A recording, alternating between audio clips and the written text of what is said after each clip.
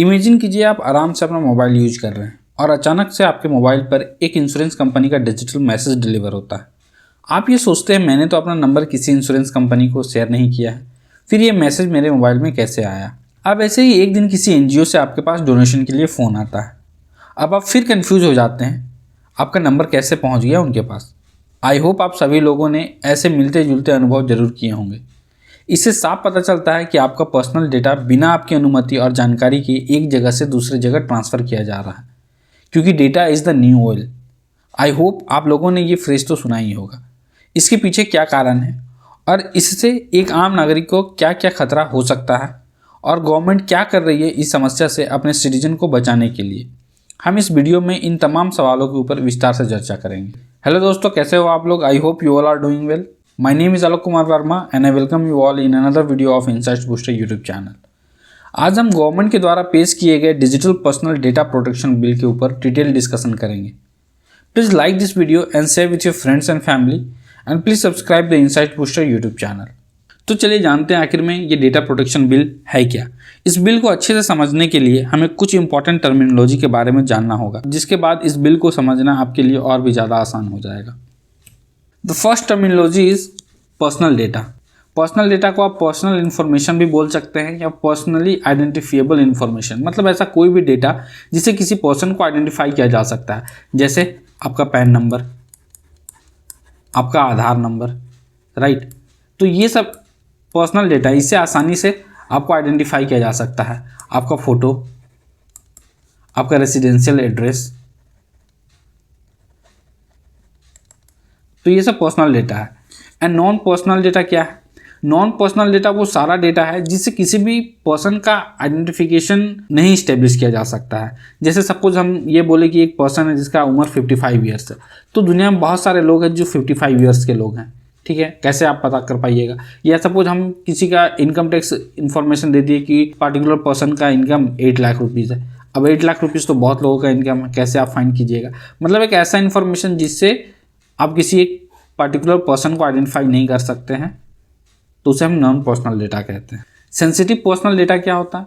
Sensitive personal data वैसा data होता है जिसको एक्स्ट्रा प्रोटेक्शन का ज़रूरत होता है, राइट। जैसे आपका मेडिकल रिपोर्ट, मतलब आपको क्या बीमारी है क्या बीमारी नहीं है, ये लोगों को नहीं पता चलना चाहिए, ये बहुत ही ज़्यादा सेंसिटिव डेटा होता है। Pregnancy report, genetic and biological data, right, and sex life और सेक्स ओरिएंटेशन। आई होप आप समझ गए होंगे सेंसिटिव पर्सनल डेटा किसे कहते हैं। फिर एक टर्म है डेटा लोकलाइजेशन। आप इस टर्म के बारे में बहुत ज़्यादा सुने होंगे कि डेटा लोकलाइजेशन करना चाह रही है गवर्नमेंट। तो डेटा लोकलाइजेशन और डेटा रेसिडेंसी बेसिकली क्या है? तो गवर्नमेंट लॉ बनाती है जिसके अनुसार ये कहा जाता है कि डेटा का कलेक्शन, प्रोसेसिंग एंड स्टोरेशन वो सारा कंट्री के ज्योग्राफिकल बाउंड्री के अंदर ही होगा, तो उसे डेटा लोकलाइजेशन कहते हैं। मतलब हमने डेटा को लोकलाइज कर दिया। मतलब सपोज आप इंडिया के हैं, आपने फेसबुक यूज किया, राइट, आपने इंस्टाग्राम यूज किया, तो आपका जो डेटा है वो इंडिया के अंदर ही प्रोसेस किया जाएगा और उसे वो वापस यूएसए नहीं ले जा सकते, राइट। तो ये है डेटा लोकलाइजेशन। अब ये जो डेटा प्रोटेक्शन बिल है नया, उसमें डेटा प्रिंसिपल एक टर्म है जो बहुत ही ज़्यादा इंपॉर्टेंट है। तो डेटा प्रिंसिपल्स किसे कहा गया है? कोई भी वो natural person to whom the personal data relates to, मतलब वो कोई भी पर्सन, जैसे सपोज फेसबुक है, ठीक है, इंस्टाग्राम है, या कोई भी आप वेबसाइट यूज कर रहे हैं, तो जो पर्सन है, सपोज आम नागरिक, जो यूजर्स है, right, this is right word, users. तो जो यूजर्स है जिसका डेटा यहाँ स्टोर किया जा रहा है, कलेक्ट किया जा रहा है, प्रोसेस किया जा रहा है, वो डेटा प्रिंसिपल है। मतलब हम लोग एज अ यूज़र क्या है? हम लोग डेटा प्रिंसिपल हैं। एंड डेटा फिड्यूशियरी क्या है? तो जिस भी प्लेटफॉर्म में हमारा डेटा जा रहा है, जैसे हम फेसबुक यूज कर रहे हैं तो फेसबुक हो गया डेटा फिड्यूशियरी, इंस्टाग्राम हो गया, ठीक है। या फिर अगर हम गवर्नमेंट का कोई स्कीम अवेल करना चाहते हैं और हमने आधार कार्ड, राइट, अपना पैन कार्ड नंबर गवर्नमेंट को दिया, तो यहाँ पे इस केस में गवर्नमेंट डेटा फिड्यूशियरी हो जाएगी और हम क्या हो जाएंगे? डेटा प्रिंसिपल हो जाएंगे। एंड डेटा मिनिमाइजेशन, एक कंसेप्ट है डेटा मिनिमाइजेशन। ये कहता ये है कि आप यूजर से उतना ही डेटा कलेक्ट कीजिए जितना का रिक्वायरमेंट है, राइट। जैसे आप अब देखते होंगे, पहले बैंक अकाउंट आप खोलने जाते होंगे तो पहले कितना सारा डेटा मांगता था, राइट। आपका पैन कार्ड मांगता था, ठीक, आपसे वोटर ID कार्ड मांगा जाता था, ठीक है। आप इवन कहीं अगर आप टेम्परेरी बेसिस में स्टे कर रहे हैं किसी एरिया में, तो आपको आपके जो लैंडलॉर्ड है उसका इलेक्ट्रिसिटी बिल मांगा जाता था, ठीक है। तो इतना सारा तामझाम किया जाता था।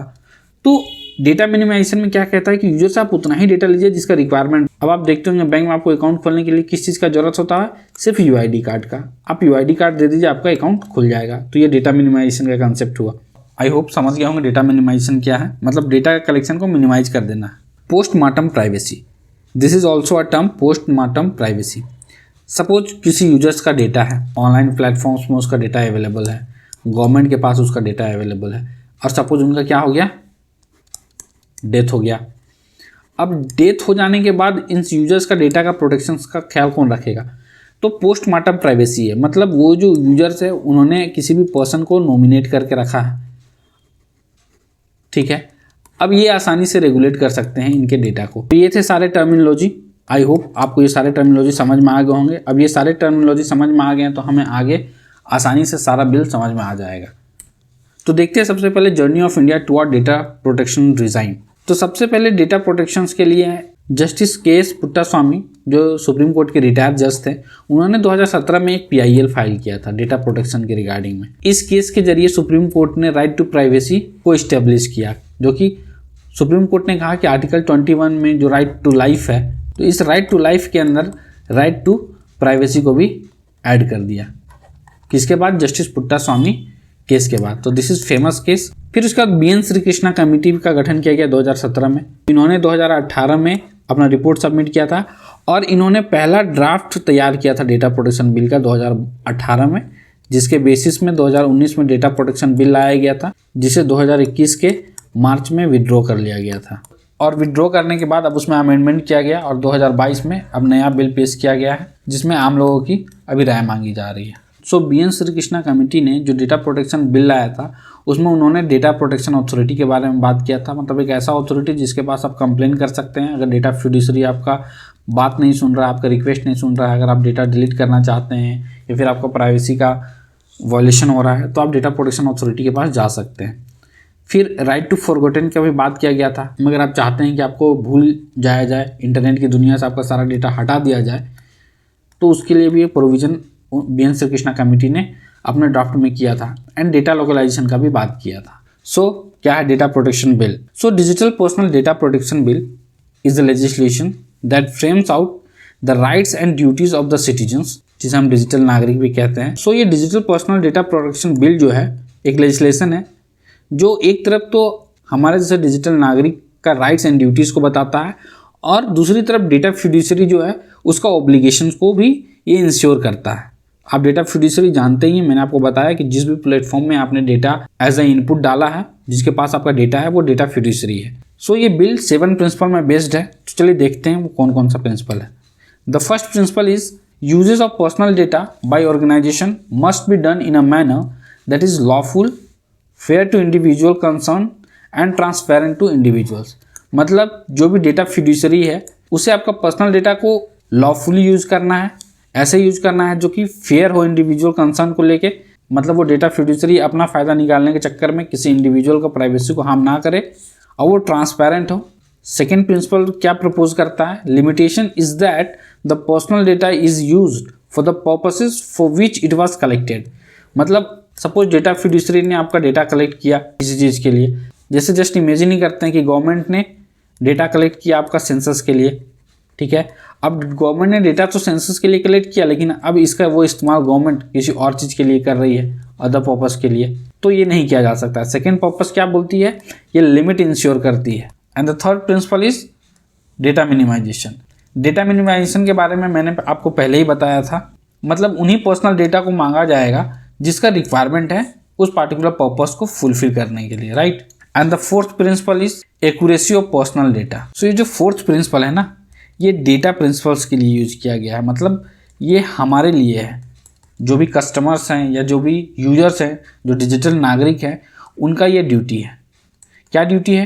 कि हम जो भी पर्सनल डेटा दें, राइट, वो इंश्योर करें कि वो एक्यूरेट है एंड अप टू डेट है। And the fifth principle is storage limitation. मतलब जो भी डेटा आपका कलेक्ट किया गया है उसे एक टाइम पीरियड तक ही स्टोर किया जाएगा, उसे परपेचुअली स्टोर नहीं किया जाएगा, मतलब कोई इनफाइनाइट टाइम तक या फिर अपने मर्जी के मुताबिक कितने भी सालों तक आपके डेटा को स्टोर नहीं किया जा सकता। एक पार्टिकुलर टाइम पीरियड के बाद आपका डेटा को डिलीट कर दिया जाएगा। And the sixth principle is reasonable safeguards. ये बेसिकली आपके पर्सनल डेटा को ब्रीच करने से बचाने के लिए किया गया है। And the seventh principle is the person who decides the purpose and means of processing of personal data should be accountable for such processing. और इस बिल ने लॉ वायलेशन पे पनिशमेंट का भी प्रावधान किया है। की फीचर्स क्या है? Bill has been introduced after 3 months of withdrawal of personal data protection bill 2019 में। मैंने आपको पहले ही बताया कि गवर्नमेंट ने मार्च में पर्सनल डेटा प्रोटेक्शन बिल 2019 को विड्रॉ कर लिया था पार्लियामेंट से, एंड नाउ गवर्नमेंट ने अमेंड करके नया बिल पेश किया है 2022 का। डेटा प्रिंसिपल के बारे में मैंने आपको बताया ही था, जो भी हमारे यूजर्स है वही है डेटा प्रिंसिपल।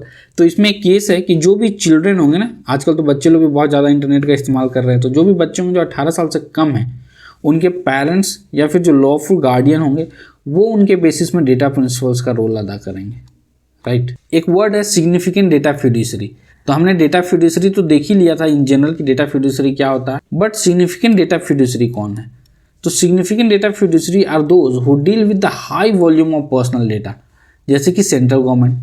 अब क्या हुआ, जैसे कि सपोज गवर्नमेंट ने डीबीटी के लिए लोगों का आधार कार्ड मांगा, तो करोड़ों करोड़ लोगों का आधार कार्ड गवर्नमेंट के पास है। फिर गवर्नमेंट सेंसस कराती है, ठीक है। अब गवर्नमेंट जब सेंसस कराती है तो बहुत सारा हमारा डेटा गवर्नमेंट के पास चला जाता है, और अब तो गवर्नमेंट बहुत सारा बायोमेट्रिक डेटा भी लेने लगी है। एक तरह से देखा जाए तो central government significant data fiduciary है, और जो भी सिग्निफिकेंट डेटा फिड्यूसरी हैं उन लोगों को डेटा प्रोटेक्शन ऑफिसर अपॉइंट करना पड़ेगा एंड एक इंडिपेंडेंट डेटा ऑडिटर अपॉइंट करना पड़ेगा। ओके, तो इस बिल में इंडिविजुअल्स का क्या राइट्स है, मतलब जो भी डेटा प्रिंसिपल हैं उसका क्या राइट्स है। पहली बात तो एक्सेस टू इन्फॉर्मेशन। ये बिल इंश्योर करता है कि individual should be able to access basic information in language specified in the 8th schedule of the Indian constitution. मतलब जो भी इंडिविजुअल है, डेटा प्रिंसिपल है, उसको सारा इन्फॉर्मेशन जो बेसिक इन्फॉर्मेशन है वो प्रोवाइड किया जाएगा, और उस लैंग्वेज में प्रोवाइड किया जाएगा जो कि 8th शेड्यूल ऑफ कॉन्स्टिट्यूशन में मेंशन है। और उसमें कितना लैंग्वेज है? टोटल 22 लैंग्वेज है। Second is right to consent. मतलब individual need to give consent before their data is processed. मतलब आपके डेटा को प्रोसेस करने से पहले आपसे कंसेंट लिया जाएगा। Individual should know about the items of personal data and purpose of the data collection. आपको ये बताना उनके लिए अनिवार्य होगा डेटा फिड्यूसरी के लिए कि आपका कौन कौन सा पर्सनल डेटा इस्तेमाल किया जा रहा है एंड उसका पर्पस क्या है, सो दैट कि आप एक इन्फॉर्म्ड सिटीजन के जैसे अपना कंसेंट दे सके। इसमें राइट टू विड्रॉ कंसेंट भी आता है। मतलब आपने कंसेंट दे दिया तो अब ऐसा नहीं कि आप फंस गए, राइट। अगर आपके मन में आता है कि नहीं यार हमें अपना कंसेंट वापस ले लेना चाहिए, तो आप अपना कंसेंट वापस भी ले सकते हैं, ये भी आपके पास राइट है।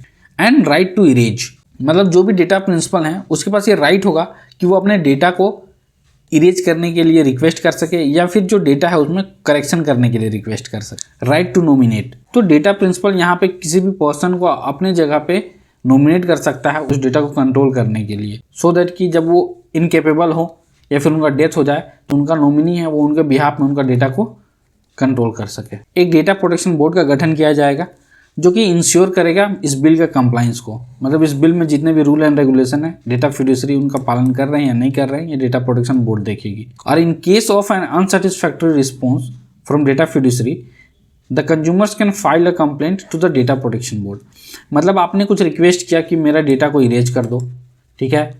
आपने रिक्वेस्ट किया डेटा फिड्यूसरी को कि डेटा में कुछ गड़बड़ है उसे करेक्ट कर दिया जाए, या आपने अपना कंसेंट को विड्रॉ किया, ठीक है, फिर भी उन्होंने आप पे ध्यान नहीं दिया।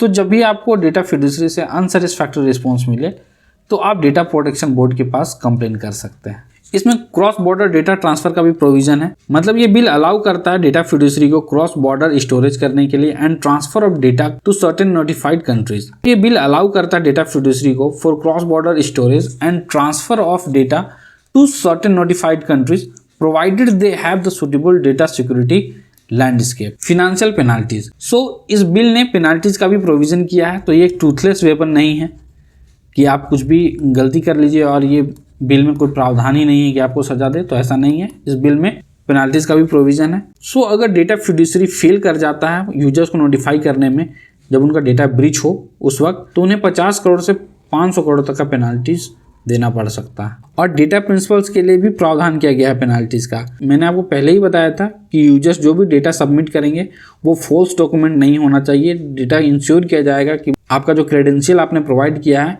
वो करेक्ट क्रेडेंशियल हो, नहीं तो आपको 10,000 तक का फाइन भरना पड़ सकता है। अब इसमें कुछ एग्जाम्पशन भी है। The government can exempt certain businesses from adhering to provisions of the bill on the basis of number of users and volume of personal data process. सपोज कोई स्टार्टअप्स है, छोटा छोटा कंपनी अभी जस्ट शुरू हुआ है, अब अगर गवर्नमेंट उस पर ओवर बर्डन करे कंप्लाइंस करने को कि आप जो डेटा कलेक्ट कर रहे हैं उसे सही से प्रोसेस कीजिए, हमें टाइम पे अपडेट करते रहिए, तो इतना कॉम्प्लिकेटेड हो जाएगा उन लोगों के लिए कि वो अपने बिजनेस को सही से रन नहीं कर पाएंगे। इन केसेस में गवर्नमेंट एग्जाम्पशन दे सकती है और गवर्नमेंट नेशनल सिक्योरिटी के कंसर्न के मामले में भी एग्जाम्पशन दे सकती है, जो भी गवर्नमेंट एंटिटीज़ हैं उनको। In the interest of sovereignty and integrity of India, security of the state, friendly relations with foreign states, maintenance of public order, और preventing incitement to any cognizable offense.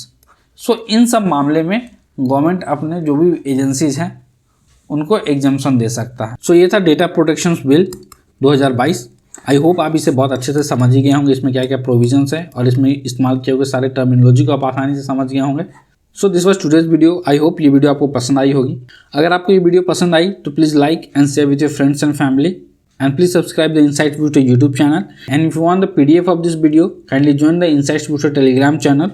The link has been given in the description box, where you can also check out the other videos of Insights Booster YouTube channel. Thank you for watching this video. This is Alok Kumar Verma signing off.